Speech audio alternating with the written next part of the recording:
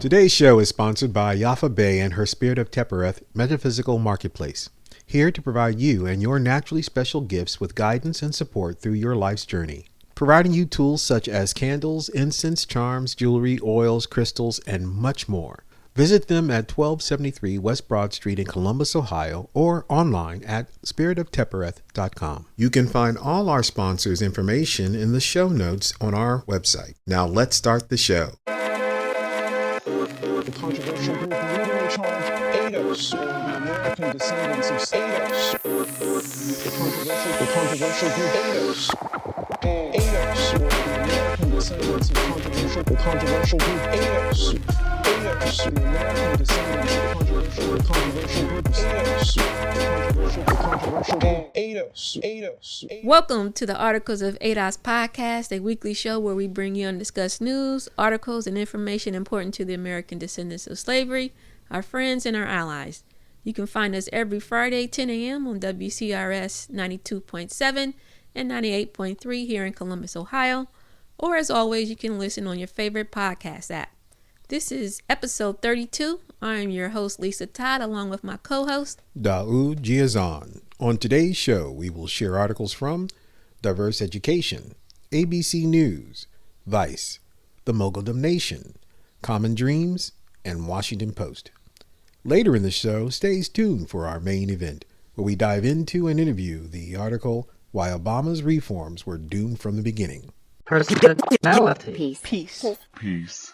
This week in our personality piece, I'm going to pose a question that forces us to have, say it with me, personalities. That's right. Okay, what questions do you have for us this week? Why is the black community the focus of majority of the Get Out the Vote campaigns? And why is the media so focused in discussing how we vote than any other race? Black people have so much pressure to vote and not enough freedom to vote. You know, I'm just seeing the aftermath of the election and just how much pressure it was for us to save the Democratic Party. How ADOS, black people vote, is so intertwined into our race that if we don't go along with how everyone else in the race votes, it's almost like you get canceled in a sense. Mm-hmm. And so there's this immense pressure to not get kicked out of the group if you don't vote the way that they vote. It's a lot of pressure, and I think a lot of people just vote Democrat and just go along with what everybody else is doing in order to avoid that a frowning upon and a like you. One of your rapid newses was the man who was ready to cancel his mother for voting for Trump last episode. So it's like, imagine not voting for Biden in a black family. So it's like you're almost ostracized for exercising your freedom that you have to vote in America. And there's so much pressure on black people, and there's no freedom in that. And I can absolutely see why people just don't vote, period. And Yvette kind of alluded to this where in her call-in show, somebody, a black lady called and said, she voted Republican because she was sick of being pressured to vote Democrat. So you're the opposite of what you want. Roland Martin, Charlemagne, what's the child's name? Amanda Seales, Angela Rye, all of you gatekeepers that are constantly pressuring us and telling us and get out to vote and go do this, and you want us to vote Democrat, you want us to register to vote and vote Democrat. Why else would you be telling us to go vote? So I'm just seeing an immense amount of pressure in our community, one from the black gatekeeper side of things and another from the media and the liberal side of the Democratic Party to force us into voting in a way, of course, that we recognize, ADOS recognizes against our interests, but that is just like everyone else. Because why can't our community have the freedom to vote the way everyone else has the freedom to vote? Because we're American Descendants of Slavery. And when you say the constricting feelings you have from that results in you forming the word feeling that you lack freedom, that's no accident. That's your subconscious telling you what the reality is presenting. Notice what I'm about to say here may be a bit profound. I sometimes do that. Prior to the Voting Rights Act, the pressures for us not to vote are the same pressures that try to guarantee our vote. Here's the logic. When we were pressured not to vote and not giving the full franchise to vote, the decision-making apparatus was ultimately among whites. There, it could be easier determined on a class struggle. Post the Civil Rights Acts, gaining more rights to vote, therefore increasing our rights to vote, our voting as a block needed to be better guaranteed so that whites can still maintain the idea and direction among them. It becomes an argument among how they're going to vote. So you notice that whites are not scrutinized for how they vote post Voting Rights Act. Blacks are, to maintain our focus and devotion to one party so that we can be counted on and factored out of consideration when voting occurs. So the pressure to vote is the same pressure that we once had that prevented us from voting.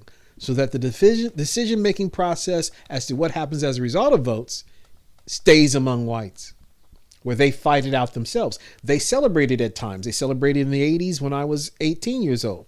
Oh, these are Reagan Democrats. These were stereotypically Democratic voters that were white, that always had voted Democrat because they were sided with class struggle and unionization, siding with Republican for the same racial energies that Trump appealed to. Back in the 80s, because he was so popular, people were suggesting then he should run. But he's, pretty much said, Ronnie's got that sort of, down pat. Capturing working class white males and females was a necessity to keep the argument among whites. But because we're bottom caste, that experience of pressure is not placed on whites because they are not to be confronted for their decision making. It's just the way things are.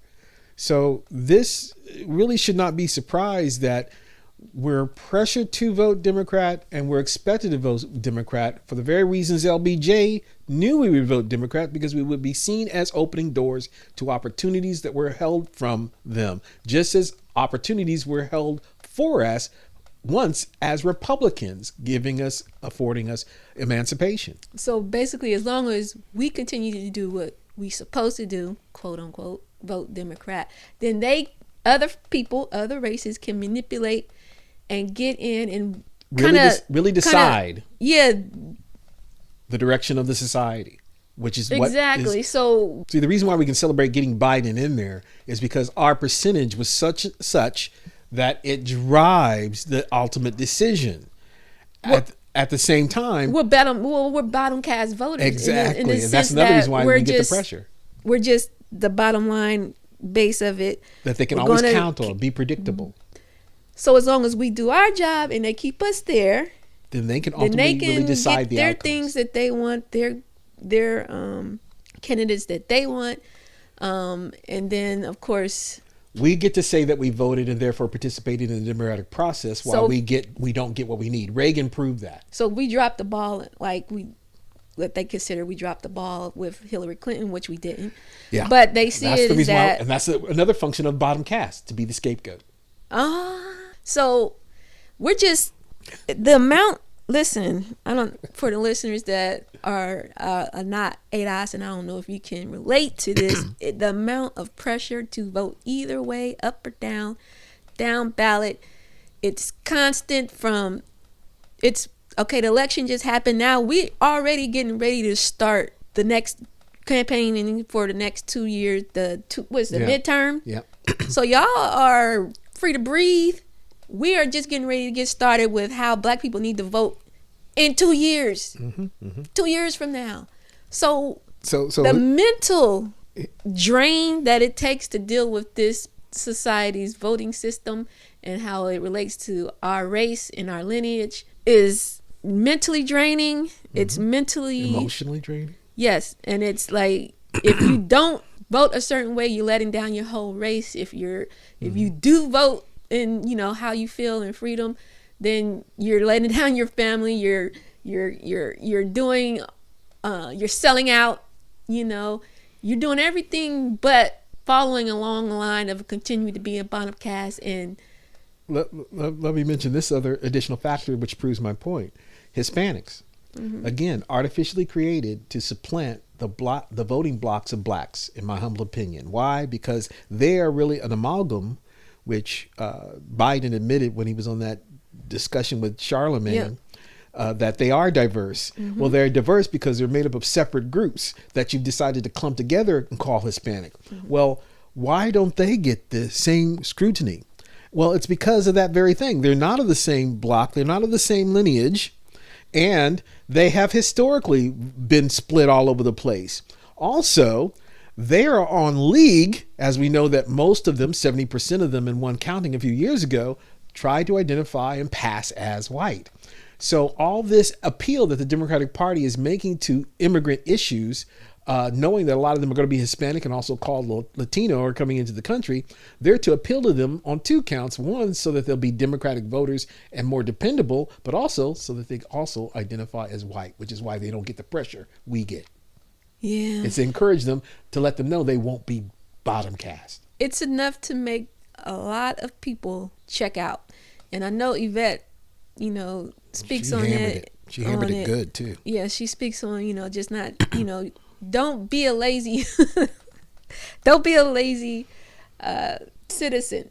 You know, get involved in your voting. But when you get involved, the amount of mental illness you already got to deal with these other people's mental illnesses, and then it's just like then the backhanded and corruption that you got to deal with, and then you got to on top of that deal with the gatekeepers and it's a 360-degree mind.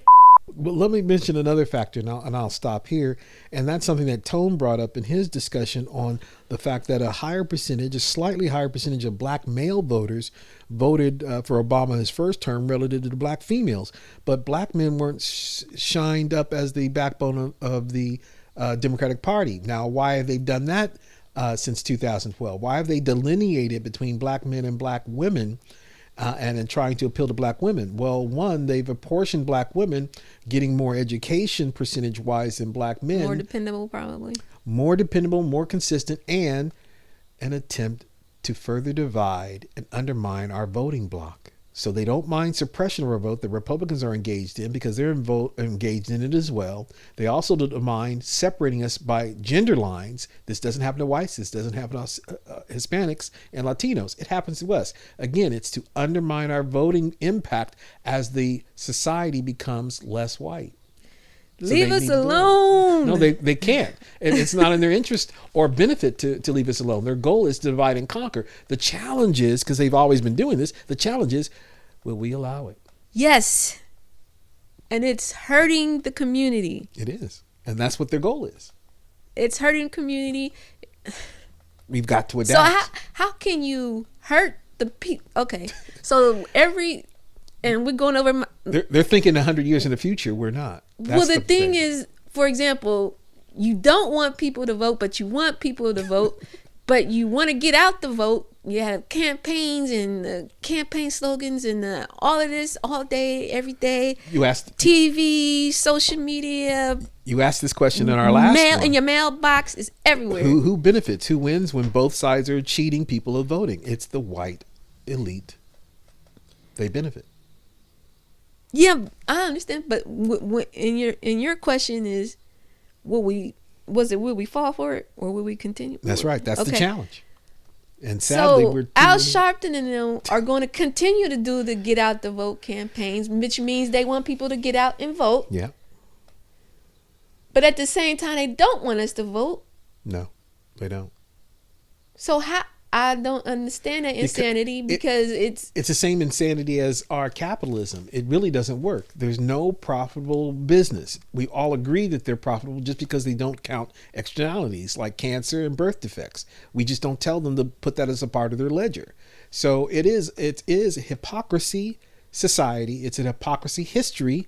What they've done to the Native Americans, what they did to us in terms of enslavement, while proclaiming themselves the sons and daughters of liberty.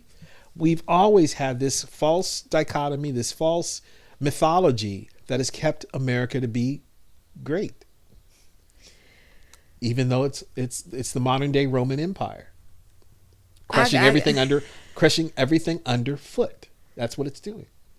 So if they're not going to stop, and if they still need us to be a guaranteed vote, and if ADOS is going to be the opposite voice of that, and we're standing out, and we got to do something different, which is what voting down ballot proposed. And then more people doing that. And we need more people.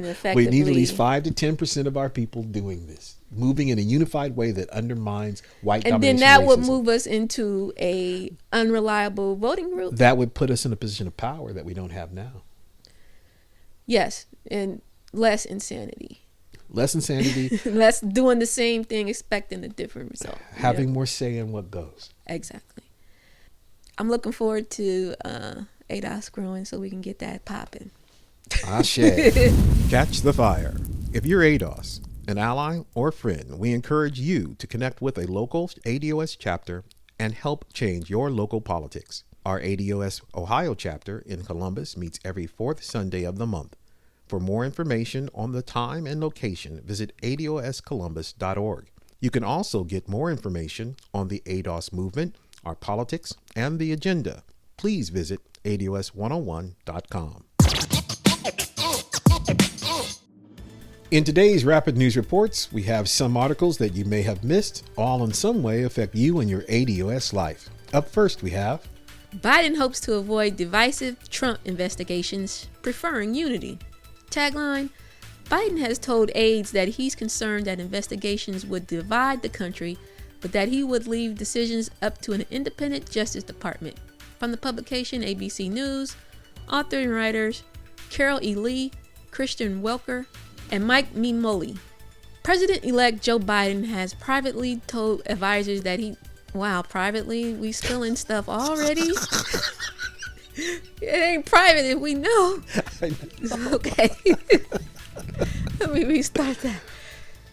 This is a propaganda piece. If they're already saying privately, somebody leaking stuff already, and leaks questionable. Anyway, President-elect Joe Biden has privately told advisors that he doesn't want his presidency to be consumed by investigations of his predecessor. According to 5 people familiar with the discussions, despite pressure from some Democrats who want inquiries into President Donald Trump, his policies, and members of his administration, Biden has raised concerns that investigations would further divide a country he is trying to unite and risk making every day of his presidency about Trump, said the sources, who spoke on background to offer details of private conversations. If things need to be private, they will be private. This is not meant to be private. Yeah, it's not meant to be private. Okay, I'm not. I was like, wait. You're really hung up on that. They do this a lot. This is politricks. This is art, statecraft. Yeah, and also signaling. It is, and he's not going to do it, not because he doesn't want all these things he's doing. This is private conversation is really meant to hold a real private conversation that if we bust him and his kids, we're going to bust me and my kid. Yeah, that's what this is about. Pretty much. All right, let's see. They said he has specifically told advisors that he is wary of federal tax investigations of Trump or of challenging any orders Trump may issue granting immunity to members of his staff before he leaves office. One advisor said Biden has made it clear that he just wants to move on.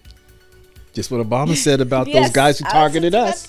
And Kamala Harris. Yeah. Oh my God. Another Biden advisor said he's going to be more oriented toward fixing the problems and moving forward than prosecuting them. You're off scot-free.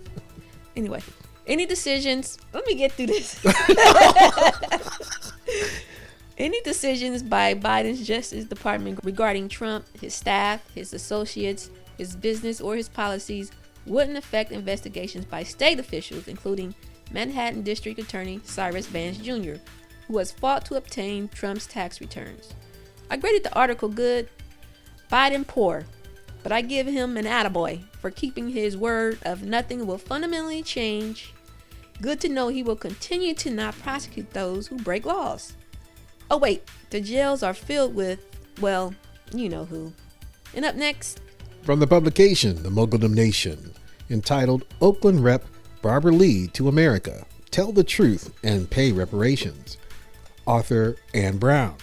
Oakland Representative Barbara Lee, who has represented California's 13th Congressional District since 1998, wants the U.S. to tell the truth about slavery and its legacy. Democrats introduced legislation earlier this year to create a Truth, Racial Healing, and Transformation Commission. Representative Barbara Lee has garnered support from many of her colleagues in Congress. Her proposal includes forming a nonpartisan group of experts to confront the legacy of slavery and racism in the United States and propose ways forward. It differs from the H.R. 40 reparations House bill that was reintroduced by Representative Sheila Jackson Lee, Democrat of Texas, in that Barbara Lee's bill will focus on confronting history. South Africa set up a similar commission after the end of apartheid.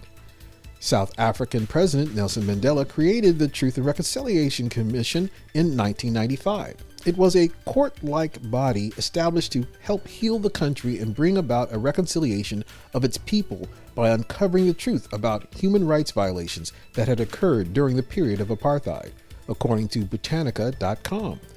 Representative Barbara Lee has been supporting other legislation creating reparations to African Americans for slavery. I graded this article fair. Good that this may lead to a recounting in America's curriculums for school children on this subject. Poor, South Africa's Truth and Reconciliation Commission was ultimately a fraud, allowing white South African Holocaust perpetrators to walk free and walk away with most of the wealth. That, to this day, is still plaguing the black majority there. It was further used to implicate Winnie Mandela in wrongdoing because she wanted true freedom for Azanians, which is the true name of South Africa if it were truly free. And next, the success of black men in college involves the help of many. From the publication Diverse Education, author and writer Jamal Abdul Alim. In order to improve college completion rates among black men, multiple stakeholders must reshape public policy on several fronts, from college sports to financial aid, in ways that create more favorable conditions for black men to earn a degree. So concludes a new report released Wednesday titled Men of Color, a Role for Policymakers in Improving the Status of Black Male Students in U.S. Higher Education. The report issued by the D.C.-based Institute for Higher Education Policy, or IHEP, and the University of Pennsylvania Center for the Study of Race in Education comes at a time when many in scholarly circles have argued for the need to divorce race from public policy. But IHEP officials and the authors of the report maintain that race cannot be ignored when data analysts consistently turn up gaps in degree attainment that follow racial lines. People want to look at the situation from race-neutral perspective, concedes Dr. Wendell Hall, Deputy Director at IHEP. But once you look into the data, if the data are telling you a story, it's your obligation as an institution to follow up on what the data is telling you. To those who say college completion among black men is a matter of individual responsibility, Hall says, individuals don't create systems and policies. While there is always a need for individual responsibility, the data are telling a story that black men are not being attended to on college campuses, and thus policy interventions are warranted, Hall said. I graded this article good. And up next, from the publication The Guardian, entitled Senior Biden Advisor Set for Key Role Has Ties to Oil and Gas, Climate Activists Warn. Tagline, Climate activists urge Louisiana Congressman Cedric Richmond to leverage his new position to help bring attention to their plight. Author Oliver Laughlin and Emily Holden. as Louisiana Congressman Cedric Richmond takes a senior role in the incoming Biden administration. Climate advocates and leaders in the fight against toxic air pollution in his district have warned of his history of poor engagement with vulnerable communities and his ties to the oil and gas industry. But they also have urged him to leverage his new position to help direct attention to their plight. Richmond, who has represented the South Louisiana district for 10 years and played a key early role in Joe Biden's presidential campaign, was named as a senior advisor to the president-elect and will become director of the White House Office of Public Engagement.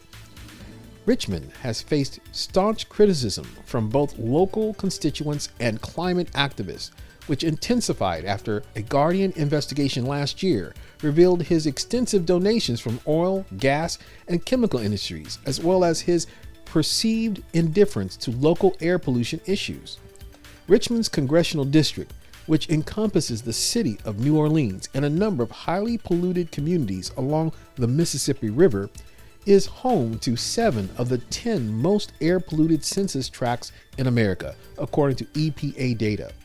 This is largely due to the continued proliferation of oil and gas refineries and petrochemical plants. I graded this article fair. So like creepy Uncle Lion Jim Crow Joe Biden and Kamala the Cop Harris, you know this man's record. This new position will be antithetical to his record, or this is compensation for advocating for Biden-Harris. From a crucial area of the country that has experienced so many ADOS COVID-related deaths, were there any protests from this man when Trump suspended EPA regulations because of COVID-19? Can someone spell the word payoff? And next, Biden's transition team is stuffed with Amazon, Uber, Lyft, and Airbnb personnel. Tagline: Biden's agency review teams highlight the revolving door between big tech and Washington, even as the president-elect opposes Uber's Proposition 22. From the publication Vice, author and writer Edward Anguesso Jr. On Tuesday, the incoming Biden team announced its personnel to assist in the transition from the Trump administration. Predictably, tech industry executives, insiders, and Obama administration alumni are overrepresented. Agency review teams do just that. They review federal agencies, facilitate a smooth transition, and eventually recommend policy reforms or proposals for the incoming administrations. Lobbyists. Anyway. These teams... You are really all over the place today. Sorry. It's okay. It's entertaining. Maybe our public will like it. Okay. That's if I keep it in. Yeah. These teams offer insight into the type of personnel Biden and his inner circle prefer, especially as many of these individuals might end up staying on with a position in the administration. The Biden-Harris team's picks include executives at notoriously badly behaving companies such as Uber and Amazon. Crucially, some team members have worked to support gig companies' assault on labor in recent years, undercutting Biden's message that he opposed Proposition 22, a California ballot measure that sought to make permanent the misclassification of gig economy workers. I graded this article excellent and very informative. Up next, from the publication The Independent, entitled "This is the Hard to Swallow Truth About a Future Coronavirus Vaccine." And yes, I'm a doctor. Tagline: "The one you're all getting excited about carries some serious risks." Writer Eugene Gold. When pharmaceutical company Moderna issued a press release about the promising results of its phase 1 clinical trial for a coronavirus vaccine, the media and the markets went wild. The New York Times ran a story that went viral on Twitter, racking up millions of views as social media influencers and doctors alike shared it far and wide. Moderna's stock price shot up 20%, and several peer companies like Novavax rallied even higher at more than 30%. But was it justified? Phase 1 clinical trials simply test the safety of a drug or vaccine in a small number of healthy volunteers, usually brave and naive college students. while phase 2 trials are responsible for testing its effectiveness in a larger number of subjects. Such a hyped up and exuberant response to a phase 1 trial is rare and nearly unheard of, even in the extraordinary setting of COVID-19. This is especially the case since so little information is gleaned from an investigational drug in phase 1 that has many more hurdles to overcome before it successfully gets to market. In fact, 77% of vaccines for infectious diseases make it through phase 1, but only 33% make it through the entire process overall. Moreover, upon examining Moderna's non-peer-reviewed press release, the actual data on the vaccine success is even more flimsy. According to the document, of the 45 patients who received the vaccine, the data on neutralizing antibody data are available only for the first 4 participants in each of the 25 microgram and 100 microgram dose level cohorts. In other words, that means that when it comes to finding out whether the vaccine elicits an antibody response that could potentially fight the coronavirus, they only had data on 8 patients. That's not enough to do any type of statistical analysis, and it also brings into question the status of the other 37 patients who also received the vaccine. I graded this report good. I have been trying to warn my people. It usually takes 8 to 10 years to produce a viable vaccine. This is the first time that Moderna is bringing a drug to market, and as we've reported before, Moderna has long been on the radar for being in line for such a vaccine. Long before this outbreak even. From this doctor's complaints, this all sounds like an ad campaign, doesn't it? Last week, Articles of ADOS announced that New York had a measure before it to mandate these COVID drugs, based upon your body's ability to produce antibodies to fight off this disease. Did you hear the doctor's reference to antibodies above? That you all weakened by being compliant to the lockdowns and mask wearing?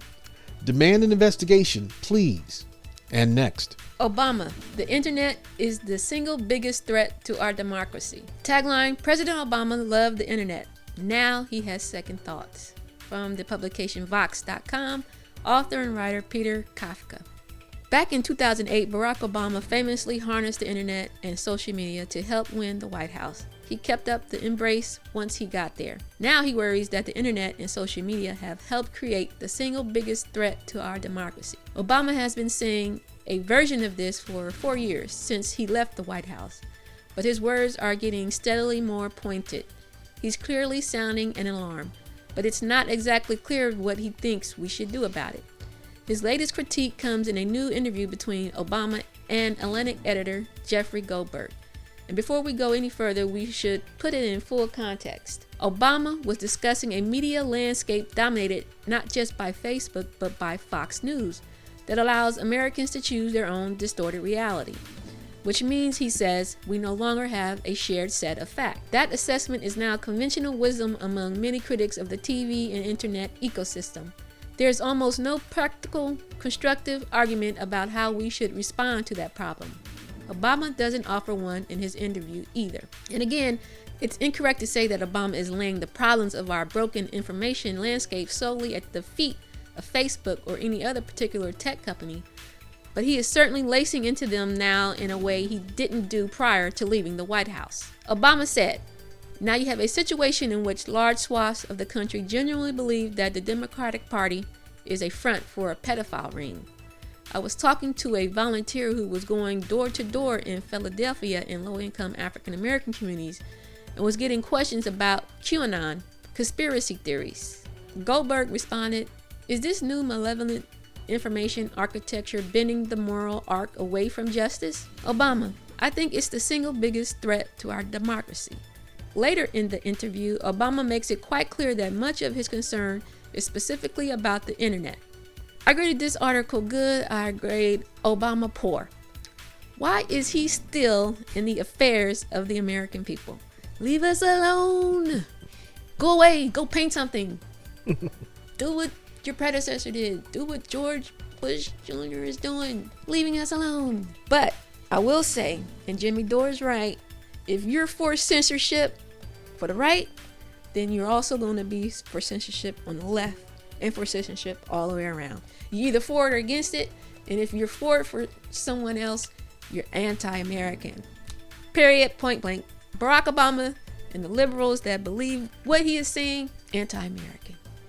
And up next, from the publication Common Dreams, entitled Today Feels Like a Betrayal, Sunrise Movement blasts Biden pick of big oil-backed Cedric Richmond for key post. Tagline, President-elect Biden assured our movement he understands the urgency of this crisis. Now it's time for him to act like it. Writer Jessica Corbett. Climate campaigners who rallied behind President-elect Joe Biden because President Donald Trump spent his first term serving corporate polluters were outraged Tuesday by reporting that Democratic Louisiana Congressman Cedric Richmond, who has raked in vast campaign contributions from the fossil fuel industry, is joining the incoming administration. Varshini Prakash, executive director of the Sunrise Movement, who served on the Sanders-Biden Unity Task Force this summer and subsequently praised Biden's shift to bolder climate policies, was among those angered by the move. In a statement Tuesday, Prakash blasted the decision to hire Richmond in the face of calls for Biden to serve as a climate president, appoint fierce progressives to his cabinet and other key posts in government, and, in the words of Greenpeace USA's new Just Recovery agenda released Tuesday, deliver the just, green, and peaceful future we deserve. President-elect Biden ran on a promise to act decisively to combat the climate crisis, signed a pledge not to let his campaign be unduly influenced by fossil fuel corporations or their money, and said leaders of fossil fuel companies would not be involved in his transition. Prakash said, young people helped deliver him a landslide victory powered by historic youth turnout all across the country, with the hopes that those promises would extend to keeping fossil fuel corruption out of his administration. I graded this article fair. Good that this article is highlighting how the Biden-Harris campaign used the Sunrise Movement as a shield to ensure support from the youthful climate change movement, and that they are recognizing this betrayal with the hiring of Richmond. Poor. If in last week's article of ADOS feature an interview with Professor Eddie Glaude, who stated that concerns should be raised that Biden and Harris will not only continue to drift Republican, but outright betray ADOS economic needs. My words. If he hires a Wall Street Rubinite type for Treasury, with the finalists being those very same types, again, I am saying this article will be a poor reflection upon the black electorate. If our collective does not protest in rage like these young people of the Sunrise Movement, will our people be stymied again because of Kamala's black face in a high place we won't want to endanger so she can have a successful term as VP while our children suffer? That indeed would be poor. And next, anger builds in black community over Trump's claim of voter fraud in big cities. From the publication The Washington Post, authors and writer Ashley Nguyen, Kayla Rubel, and Tim Craig. When Wisconsin Republicans opened an office earlier this year in the historical Bronzeville neighborhood, it was meant to be a physical symbol of President Trump's commitment to urban voters. Signs on the window declared Black Voices Matter, and the address was on Dr. Martin Luther King Jr. Drive. But on Friday, as state officials began recounting ballots in Milwaukee County at the request of Trump's failed re-election campaign, the office had become, for many residents, a symbol of Republican hypocrisy. The president kept talking about Black voices mattering when he attempted to make inroads with the African American community, said Cavalier Johnson, president of the Milwaukee Common Council. Then he loses the election and turns right around and targets the same communities that these black folks came from. Johnson, who is black, reflected deepening outrage over the president's push for a recount, which some characterized as an attempt to disenfranchise black voters in a desperate and chaotic bid to stay in power. Though Trump courted black voters and improved his showing over 2016, he and his allies are now trying to deny President-elect Joe Biden's victory in key battleground states by targeting ballots cast in heavily black cities such as Philadelphia, Detroit, Atlanta, and Milwaukee, arguing that these Democratic strongholds are hotbeds of fraud. I graded this article okay, I guess. Have you ever seen kids on a playground and one starts to instigate a fight? Hey Billy, did you hear what Aaron said about you? Stop it, Libs. We do not care this much. We care that our votes count in every election, do you? Do you fight to change the unfair voting laws that are out here? So save it. Up next. From the publication Time, entitled Call Out Karen, but Don't Forget About Kevin. They chose Trump twice. Writer Sadia McConville. A high school friend on Facebook posted a series of graphs a few days ago showing the coloring of a 2016 electoral map if only certain genders and races voted. For people of color, it was all blue. For white women, it was mostly red with several blue states. For white men, it was almost completely red. The accompanying post warned white folks, especially white women, this is why people of color don't trust you. My friend is of Asian descent.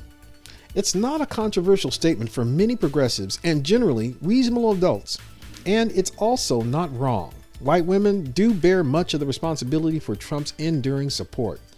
But the glaring primary problem is being omitted in too many of these conversations. White men. Yes, white people as a whole need to do better, but to only single out white women is the same problematic logic that blames people of color for increasing their support of Trump.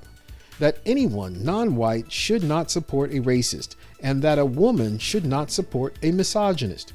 Why are white men not held accountable for supporting him to the same degree that I would be as a woman of color? What would truly make this country great is if more people began to vote in the best interests of all, instead of only on the issues that affect them personally.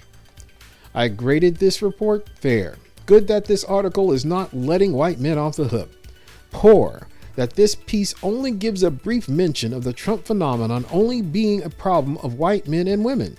Yet the author failed to mention the white family, society, culture, and institutions. Since we are talking about institutional and systemic racism these days, also, where was Time and a host of other white domination racist media when black men were being singled out despite having much better track records than white men and women when it comes to voting for working class measures that could have benefited us all? Since Nixon, black men and women get no credit for that at all. You all just choose to just blame black men as usual.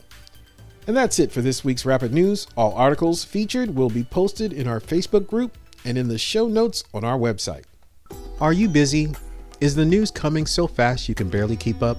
No worries. The Articles of ADOS podcast is here to help. Hit the subscribe button wherever you're listening right now, and we'll make sure you stay up to date on the news and information that affects you and your ADOS life. Time now for the main event. In this week's main event, we will interview the article, Why Obama's Reforms Were Doomed from the Beginning. Publication, CNN. Writer, Jeremy Suri. I will ask the questions while Lisa will give the answers.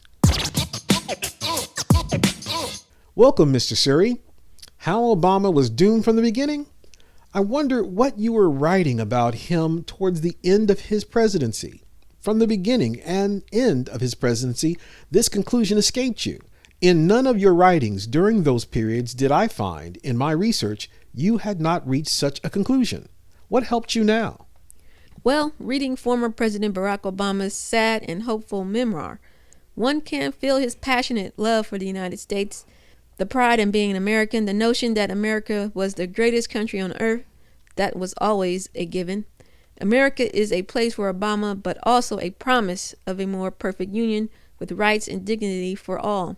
No other society is so open with possibilities. No other society is filled with the young men and women from such diverse backgrounds who love their country so much. Yet you conclude from reading his memoir that his presidency was doomed from the beginning. How so? Whatever else 2020 has shown us about ourselves, it has revealed how much the stubborn presence of racism and partisanship curtail the reality of this American dream for so many. Obama's memoir is a further testament to how inherited hatred, let us not forget inherited wealth, and habits, magnified by modern media, make it exceedingly difficult to reform outdated institutions. As Obama's popularity grew, so did the resistance to who he is and what he stood for, and the obstruction to his efforts to pass meaningful legislation. Mr. Suri, I know this next question will be a bit of a stretch. I'll try to make it easy. Can you name any legislation or policy Obama actually fought for? Any policy he actually used his bully pulpit for? Whether it passed or not?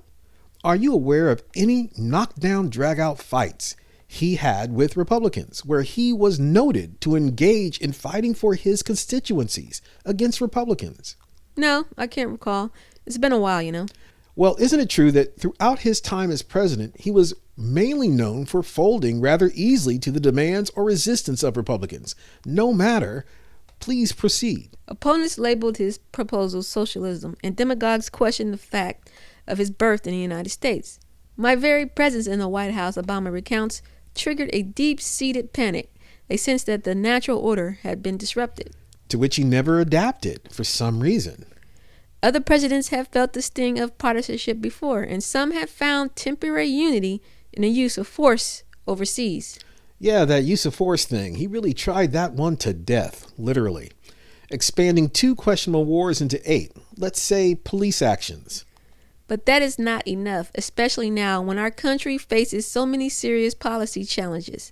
A Promised Land reminds readers of what we can be as a humane, democratic society, and it also explains how a president cannot do it alone.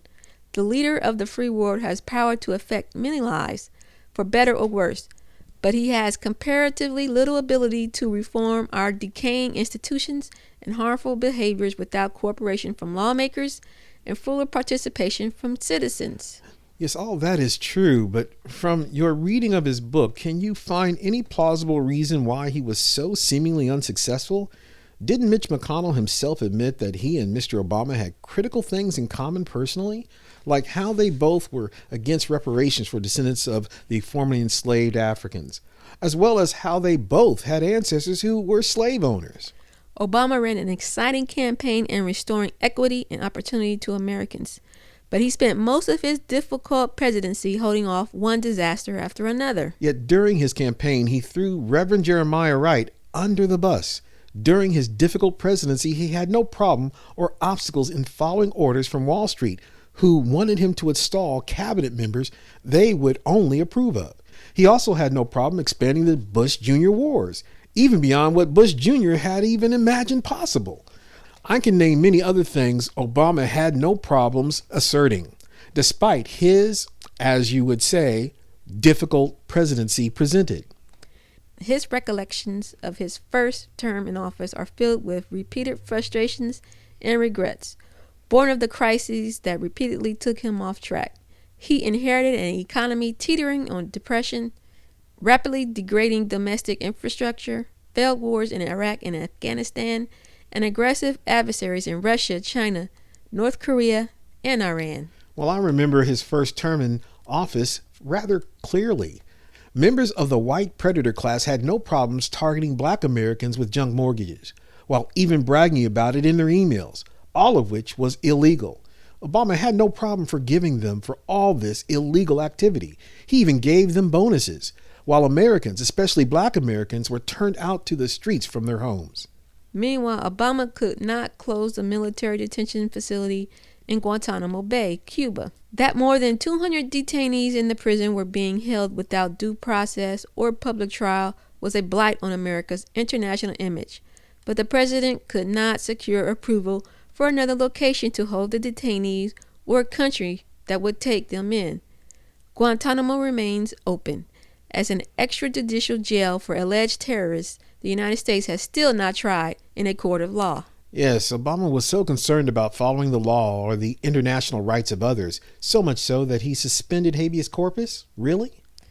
Obama laments that he was criticized by foreign policy hawks for questioning firm anti-terrorist measures and condemned by civil liberties activists for continuing to circumvent American law.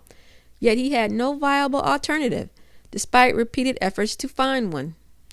Mr. Suri, name one of those repeated efforts where Obama tried to find viable alternatives to his patently criminal behaviors of civil liberties and international law, please. So much for a powerful, transformative American presidency. Wait a moment. Transformative? Really? From the man who argued in December of 2019 how America didn't want a revolution of ideas in the Democratic Party like some of those proposed during the primary by the Sanders campaign? Next, you're going to be referring to him as a reform-minded president. Obama's memoir exposes how hard it is for a reform-minded president to get anything done. He did muscle the Recovery and Affordable Care Acts through Congress, bailing out large segments of the economy and creating the first public health insurance option for all citizens, with indispensable legislative assistance from House Speaker Nancy Pelosi. Yes, that Republican health care package that was crafted by the arch right-wing Heritage Foundation. That healthcare package that so many Americans still to this day can't afford, most of whom are disproportionately black. Obama also signed the Dodd-Frank Wall Street Reform and Consumer Protection Act that limited risk-taking by financial institutions and created a federal body to police predatory lending. Those were significant and enduring achievements. That has somehow been warped into more predatory firms taking advantage of even more people, though this is seldom reported in the media. And as for that Consumer Protection Act, it has proven totally ineffective at actually protecting consumers.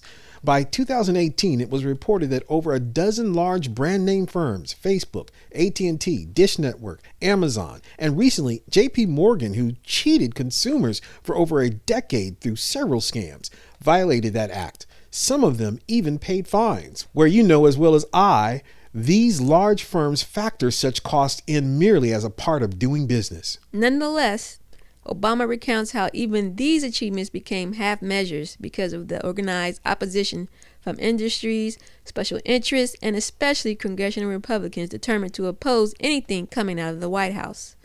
This opposition blocked headway on numerous other issues despite strong popular support. Legislation aimed at an economic opportunity, climate change, gun control, and racial justice was stymied by Senate filibusters and other maneuvers. Time and again, Obama expresses exasperation in his memoir, as he did at the time, about the difficulty of getting elected officials to focus on what matters for the future of the country, rather than the distractions and lies promoted for political purposes. Of course, these were factors in his questionable achievements. Yet what was chief among these elements was his own willingness to be co-opted by them. One could say he was so willing to be subservient to these factors, such as his willingness to follow the orders of Wall Street, who chose his cabinet, that garnered him a lot of criticism throughout his presidency. In brief, his critics rightly charged that he wasn't a fighter, and that was a nice interpretation. I, however, have another and more insidious view on this. Well, the truth is that Obama was never in a position to implement a transformative reform agenda like Franklin Roosevelt or Lyndon Johnson. He lacked the legislative supermajorities they had. Now you are truly acting like a sycophant here, Mr. Suri. While he spent the majority of his presidency without a supermajority, his first 2 years in office, Democrats were in majority. This fact gets purposely jaunted to the side in order to justify his lack of achievements. It is, in fact, because he was doomed from the beginning, an obvious hint regarding white domination racist behavior on the part of all the opposition. He should have known he needed to make the most of those first 2 years. Instead, he himself, along with his sycophants, used the white elite predator class robbery of the Treasury through the finance junk mortgage scams as cover, to excuse his inability to respond to the needs and demands of Main Street, as well as his most loyal constituency, black ADOS people. We now have the perspective of the Fed, for example, spending trillions of dollars per day to, as they say, save the economy, which they have falsely linked to the impact of the coronavirus. Obama could have ended up bailing out the auto industry as he did, the banks as he did, then also engage in bailing out Main Street, America, which he didn't, in those first 2 years. And his out is that he did not have the influence to motivate the private and public sector white domination racists. Something he claimed, while throwing Reverend Jeremiah Wright under the bus, was America's past. Do you not see the sleight of hand that former President Obama is attempting here? He did not exert similar influence over the public discussion in a country now pervaded with fractured and scandal-hungry media companies. Roosevelt used radio to enter America's homes as opponents could not, and Johnson nurtured close relationships with leading publishers and reporters. Obama confronted a journalistic community filled with for-profit actors seeking to undermine his authority and pander to the prejudice of their viewers. Oh, I see. Obama is offering himself yet another excuse. The bad internet foiled his plans. So are you meaning to tell me that Obama wasn't smart enough, talented enough, that he could have at his disposal a team of media and tech-savvy strategists to get out his message? In addition to his bully pulpit, he attempts this lie when his own media campaign won an award for the best media manipulation that year. Yet during his first 2 years in his presidency, he could not do any of this, while Donald Trump could. Trump was infamous on Twitter, asserting his message, which were often lies. Are you really meaning to tell me that Obama couldn't have done something similar? The truth is, Obama didn't even try. Isn't that the truth? Well, many of the most crucial policy issues were complex, requiring careful attention to details that did not match partisan presumptions or media sound bites.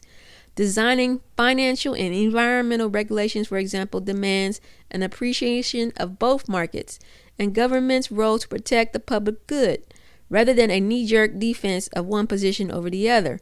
Although Obama assembled a talented team of advisors to penetrate these complexities, he could not find enough partners in Congress or explainers in the media. Seems like all this reasoning seems to be justifying some sort of censorship, but I digress.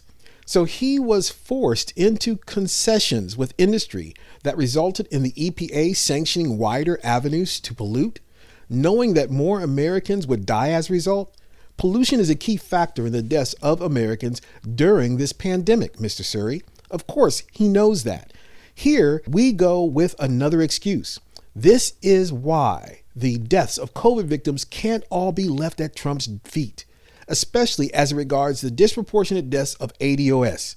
Obama, as well as previous administrations, played a role in ADOS's disproportionate placement near polluting industries, which literally made ADOS disproportionate to a COVID death. This excuse he's drawn up, I believe, is an attempt to obscure his complicity in these deaths, in this very anti-ADOS tragedy. No reader will be surprised that the former president directs his ear largely at Republicans. Of course, the usual suspects in this game he and his sycophants promote. Obama does not deny that Democrats were also partisan, but he contends that his party followed the rules, adhered to the truth, and tried to improve the country. Obama's excuses resulted in 95% of all income gains during his presidency to conveniently drift to the 1% of the white predator class. At some point, definitely going into his second term, he either had to realize his opposition was using the economic crisis as a ruse in order to continue to rob the public, or he was cooperating with it. Otherwise, why wasn't he arguing or making this very point to the American people? He admits to many blind spots and limitations, and he criticizes the excess of his own supporters who were impatient for immediate change. Change that never came. So he admits to his personal blind spots. Wonder what those were. Yet during the same breath and sentence, he genuflects into blaming the public for wanting too much change quickly. A public where at least 8 million whites who would later vote for Trump in 2016 voted for him because they thought this black man with a Muslim middle name would bring true change to the country. He's blaming them for wanting too much of what other modern societies take for granted? The richest nation on earth and in human history? Really? Obama explains that the Republicans took a dangerous step further to fight a self-declared war on a black president they just could not accept. Yeah, you better shift back to blaming Republicans. Writing about Donald Trump's birther attacks. Oh, now he's playing the Trump card. The former president's anger jumps off the page. It was clear that Trump didn't care about the consequences of spreading conspiracy theories that he almost certainly knew to be false, so long as it achieved his aims, and he'd figure out that whatever guardrails had once defined the boundaries of acceptable political discourse had long since been knocked down. Sounds like political street fighting to me on the one hand. On the other hand, it sounds as though Obama was wrong to throw Reverend Jeremiah Wright under the bus, claiming that Reverend Wright's anger and stance was born out of the unhealed wounds from the past, instead of America's present, where Obama was asserting that America was a post-racial society. He is attempting to have it both ways. Bad white domination racist Republicans while asserting that America is post-racial. Or is this notion reserved for powerless ADOS asserting their demands that confront past and current white domination racism? While Obama is allowed to conveniently use white domination racism as an excuse for his lack of achievement. Again, I say, in his promised land, he is attempting to have it both ways, while journalists like you will help feed this contradiction. Well, Obama does not target Trump alone. He sees a wider group of Republican enablers determined to undermine his presidency at all costs. There wasn't much difference between Trump and House Speaker John Boehner or Senate Majority Leader Mitch McConnell. Back to bad Republicans again. Are you not getting this steady stream of big white lies and excuses in blackface? White domination racism doesn't exist for poor black people. Tide will lift all boats, while his lack of accomplishments are those same people wanting too much and bad Republicans due to their white domination racism preventing his attempts to achieve those ends. It doesn't make sense unless they too understand that it didn't matter whether what they said was true. They didn't have to actually believe that I was bankrupting the country or that Obamacare promoted euthanasia. In fact, the only difference between Trump's style of politics and theirs was Trump's lack of inhibition. Again, with the Trump card. Obama was providing excuses for his lack of achievements before Trump. It seems as though in his book, he's merely providing a convenient add-on. These domestic difficulties followed Obama abroad, complicating nuclear negotiations with Russia, peace efforts around Israel, and American responses to the Arab Spring. The book's foreign policy chapters expose Obama's own uncertainty about how best to pursue American national interests abroad, but they also show little help from across the aisle. Poor Libya, which I'm glad he does take responsibility for, but he never did anything to repair while in office. So Obama implies here that the conflagrations of white domination racists in the public and private sector drove him into making the military-industrial complex richer by expanding 2 wars into as much as 8 police actions. This just so happens to benefit the white elite predator class, while draining ADOS, his most loyal constituency, into higher levels of poverty, along with fewer homes. Obama was a liberal internationalist by inclination. You must be kidding, given his record.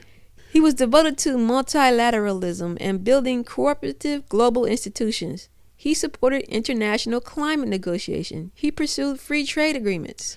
Thank you for admitting that bad Republicans didn't drive Obama's bad performance, because you've just rattled off names of policy areas without providing any details. My focus will be on trade agreements, like the Trans-Pacific Partnership, like Clinton's NAFTA. It was another trade agreement along with its secret deals that would have garnered more wealth to the already wealthy, while choosing to continue to make, like Clinton's NAFTA, continued economic losers of low-skilled laborers, an area where Obama's ADOS happened to proliferate. Where was his Republican opposition or Trump taunts there? And he sought allied support for the use of military force. He refers at least 3 times to the fall of the Berlin Wall and the end of the Cold War as models for how American power could encourage change through trust and cooperation, not militant unilateralism. Obama's internationalism left a mixed foreign policy record, as he himself admits, and it motivated Republicans to abandon their own long-standing internationalism so that they could flaunt their anti-Obama credentials. So here, Obama somehow operates in a way where Republicans betray their traditional stances so that they could flaunt Obama's militarist actions abroad, because Republicans hate profit for their donors who proliferate the weapons industry. Really? Can't you and his sycophants see how these same Obama excuses just don't make any sense? Former Republican internationalists like Senators Lindsey Graham and John Cornyn transformed quickly into America's first advocates for the purpose of cutting down the president. Foreign policy exacerbated divisions at home. Yeah, like that recently photographed fist bump that Vice President-elect Kamala Harris just did with Lindsey Graham, sort of like that. Republicans could have used the same obstructionist measures to prevent Obama from operating abroad, just as that claim is made domestically, such as making a drive to bring the troops home. The Afghanistan papers reveal that we have no coherent war policy there. Since Republicans and media manipulated the public so much, isn't it funny they never attempted that approach to undermine Obama's foreign policy? Isn't it because Republicans don't hate profit for their donors in the weapons industry? Doesn't this seem like Obama, in fact, was fulfilling Republican objectives domestically and internationally? The only exception is the climax of Obama's memoir, The Killing of Osama bin Laden. The former president offers a gripping account of the difficult decisions surrounding the Navy SEAL raid on May 2nd, 2011. The operation was secret, so bipartisan consultants were not necessary. Success in eliminating the al-Qaeda leader brought Americans together in collective relief, at least for a short while. Obama remembers, all of us in the White House could feel a palpable shift in the country's mood. For the first and only time in my presidency, we didn't have to sell what we'd done. We didn't have to fend off Republican attacks or answer accusations from key constituencies that we compromised some core principle. His depiction of that moment and the collective response it drew from the public feels far away from the American present. We need not abandon our parties, but we must prioritize serving our country. Yes, that period had a lot of convenient incidents, like the made-up excuse to dump the body of bin Laden so that the remains could not be publicly examined, or the same SEAL team dying in a helicopter accident not long afterwards, issues the public seems to have long forgotten, where apparently his memoir takes advantage of this. Another thing his sycophants don't seem to even know in order to hold Obama accountable for these questions and other matters. Oh well. Aside from all that, you've still not responded to the implications I've laid out regarding the true objectives of the Obama presidency.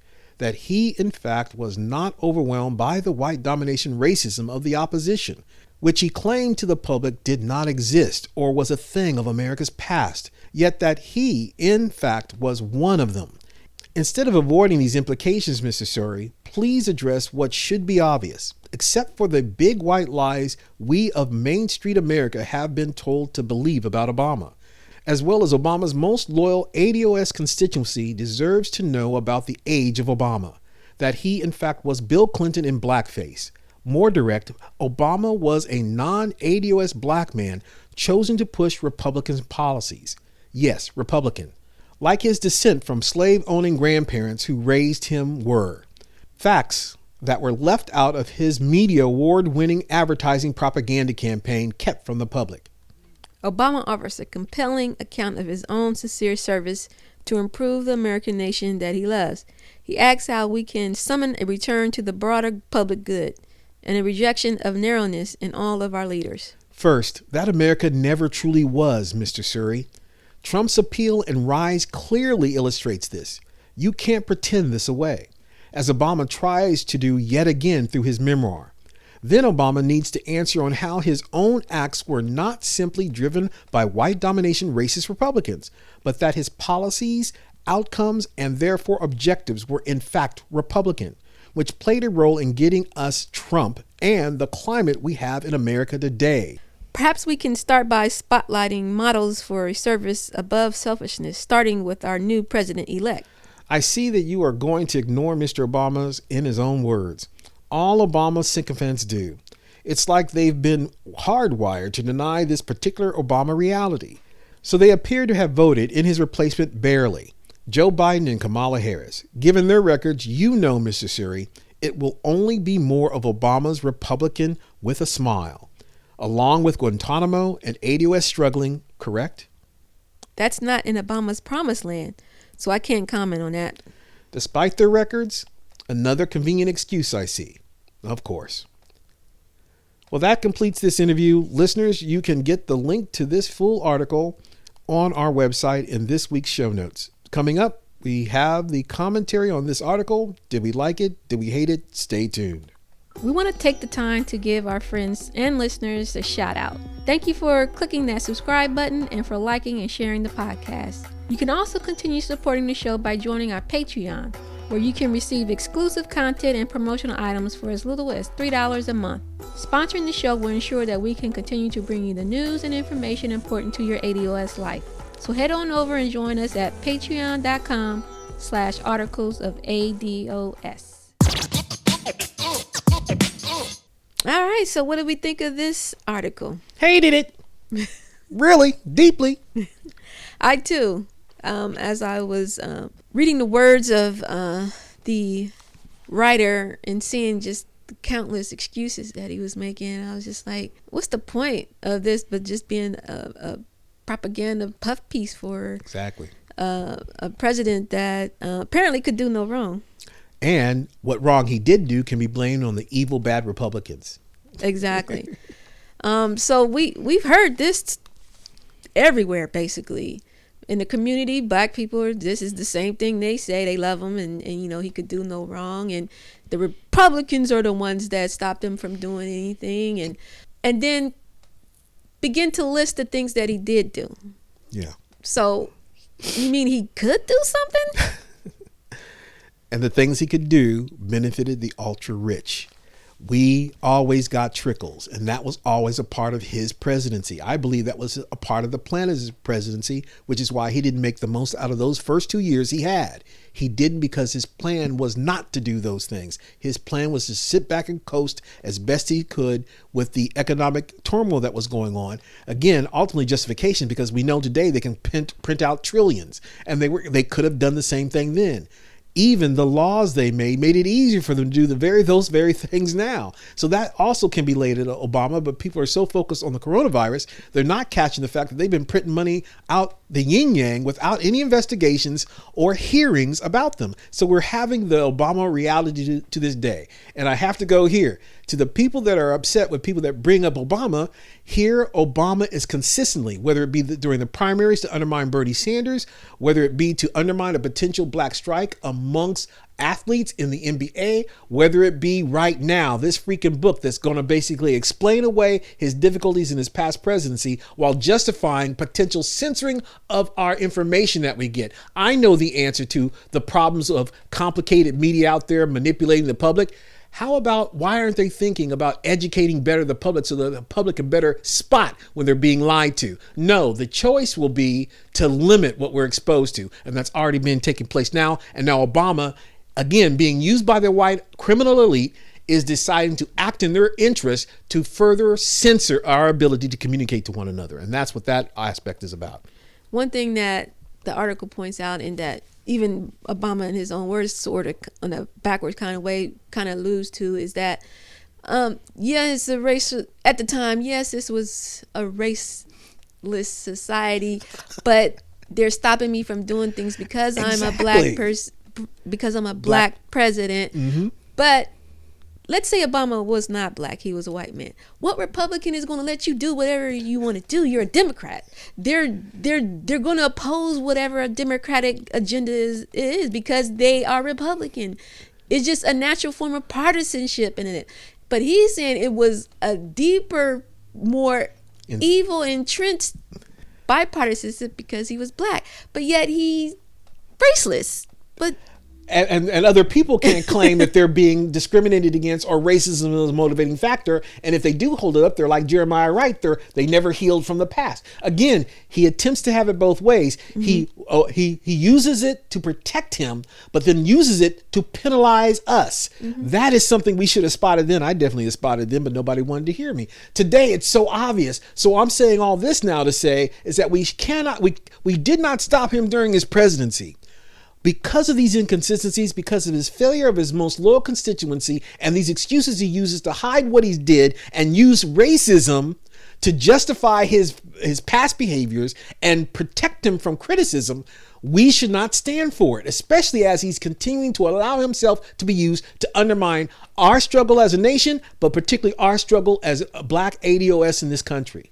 A lot of us get painted as an Obama hater because of basically this whole article and Obama's response. It's constant excuses. Save the excuses. Just tell the truth. You didn't do it because either one, you didn't have the backbone to do it, you didn't have the strength or wherewithal to fight. Because in one of the interviews in his little book tour that he's doing, he said, well, all leaders govern different and have different personalities and personas, and I just wasn't that in your face type of leader. You weren't in anybody's exactly. That was the biggest criticism.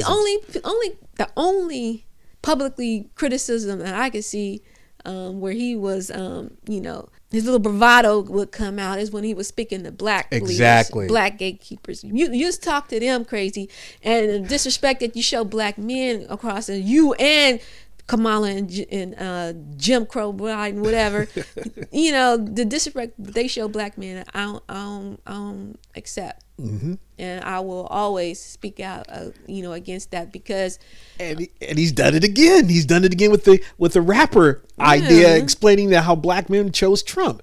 He's doing it again, and sadly, some people are gonna say, "Well, yeah, that makes sense." It doesn't make sense if it's applied to him. When it's applied to him, it becomes an out. When it's applied to other people, it's their failure. I said it before, and I say it again. Leave us alone, Barack Obama. First of all, you ain't our daddy. Amen. We ain't gotta listen to you, and what you talking don't make no sense. What makes sense to those that it is for us that know that you ain't about ADOS, that you can't be about ADOS because that goes against who you are, and we all should never go against our own interests. And his interest was never ADOS. Never. So save it, and not save it, but keep it. Well, he's not going to do that. Keep the excuses. He's not going to do that. He's going to continue to be a tool of white domination, racist, elite predators. That's his role.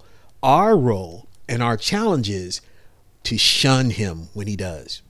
He has no weight with us, and he should be treated like that. And we should encourage our fellow ADOS people who still adore him for all the wrong reasons that we discuss here in the article. They should be educated. That's a part of our goal. Our goal is not just to educate them about the importance of ADOS. Our goal should also be to educate them as the importance of how Obama has been used to undermine our stature. And that's exactly what he's done. Socially, culturally, and economically, he has devastated us. And we need to let people never forget that. Yeah. And that he's going to continue to work that way. That's going to be a hard sell. People, and you know this personally, will lose family over Barack Obama. I lost family over it. Yeah. So you can shine a light or show a mirror up to who he is, really as a person. The ADOS community self-esteem and the need to connect to a successful person in the public, and in doing so, showing, the white community that we're not so bad. A lot of times we connect ourselves to people and things just to say, look, we're not that bad. We're not that bad of a people. We got Barack Obama. We got Tiger Woods. We got Oprah Winfrey. I mean, it's the more you're aware of and you recognize, the worse it gets. You have to think what type of mind you had, where those words you said were enough to enthuse you. That is a person who lacks a political and economic and true social indication of our reality. When those names make us feel better because they're symbols of what's good about us, and we can hold those up against white people when they look down upon us. We need to address that in ourselves. We need to address the fact that we have that deficit, that trauma deficit of being bottom caste in America. We need to see that for what it is and then work to rise above it. You are a great example of that. You became more politicized. You had your wake-up call. Other people, well, they're very, very slow. Why are you trying to bring a black man down, though? Why are you trying to do that? More people need to be aware that all skin folk ain't our kinfolk. We've heard that. It's more than just a saying. And as well as the argument, which I love about Tony Yvette, they brought to more of the awareness surface the importance of lineage. And we need to be talking about that and making the point. They're operating from a point of lineage. Kamala Harris, she's advocating for, she has no problem. She's not saying no to subcontinental Indians getting AB1 visas into this country. She's expanded that since she's been a senator, and she's announced she's going to do more as VP to get more immigrants from her lineage homeland into the country. What jobs are they going to take? What more competitions are we going to have with blacks barely being able to get adequate education here, while continental Indians have basically education mills that train them to do those tech jobs for Americans that she's going to make more, give more advantages to being here for? We got to compete with that when they're disinvesting from public education. It's enough to get us not just angry, but focused on a black agenda and reparation. And our children continue to suffer if we come up with excuses ourselves why that can't be done. So we've heard Obama's excuses. Yes. President-elect, Vice President-elect, Biden-Harris. What will their excuses be? Of why our conditions will get worse? It's going to be the pandemic. It's already started. It's going to be the pandemic. It's going to be the horrible economic situations. I basically said this our last episode. It's the same dynamic that led to Obama being so focused on getting everything done, but the Americans' agenda and particularly our agenda. It's going to be the same dynamic. They're going to use this as an opportunity to avoid dealing with us, or it'll be used as a big excuse as to why they can't get stuff done. If they can print trillions in a day, it's all out in the open. If they can print trillions in a day per day, there is no way it can't be done. And we shouldn't settle for less. But if we allow her blackness to be an excuse why people won't be aggressive, then we're just replaying Obama again. And that second time, we can't blame them. It's all on us. That's why we got to fight to convert. So same agenda, different faces. Same agenda, different faces. Same game. Well, that completes this week's commentary on our main event. Check back next week for a great new interview and a great article. See what we think about what's going on in the ADOS life, the ADOS community, and ADOS politics.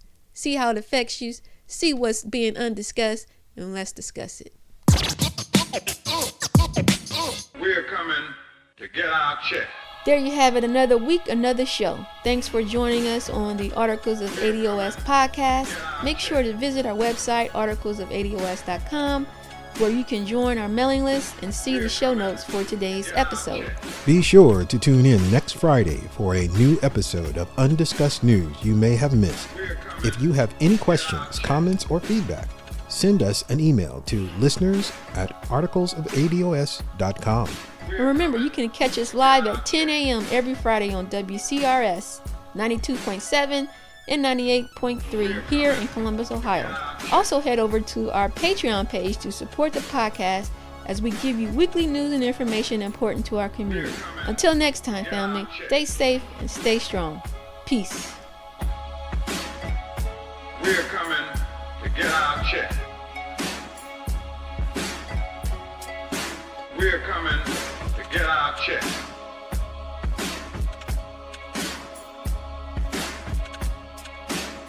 We're coming to get our check.